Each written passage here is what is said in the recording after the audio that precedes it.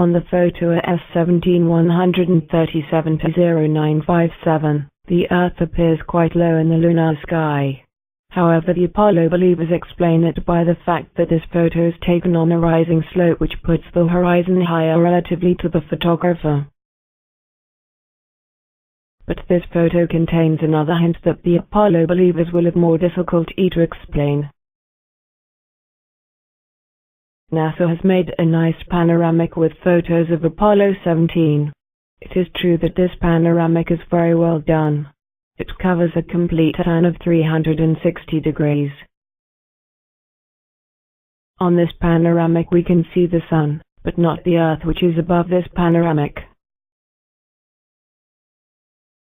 The photo of the panoramic on which the Sun appears if the photo AS17-137-20957. It has been taken in Station 1.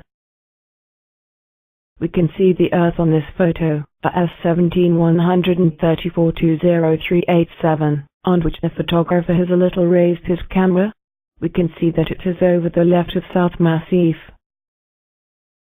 As the Moon always shows the same side to the Earth with a little variation which is called libration.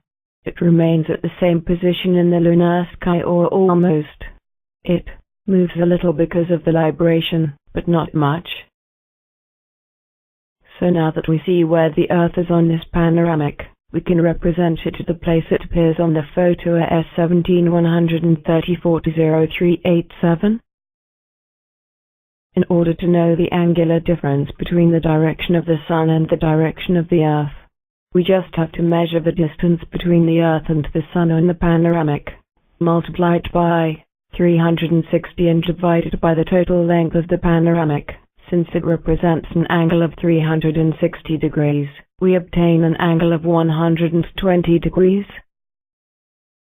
As the shadows are in direct opposition to the direction of the Sun, the direction of the Earth makes with the direction of shadows an angle which is the complement to 180 degrees of the angle that the direction of the Earth makes with the direction of the Sun, so 60 degrees.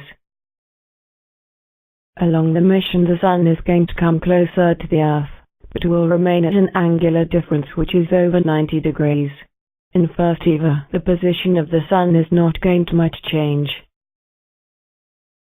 This photo has been taken as Station 2, so not long after the photo showing the Sun which has been used in the panoramic. The position of the Sun has not much changed between these two photos, so the angle between the direction of the Earth and the direction of the shadows should be close to 60 degrees. Yet we can see shadows of stones. And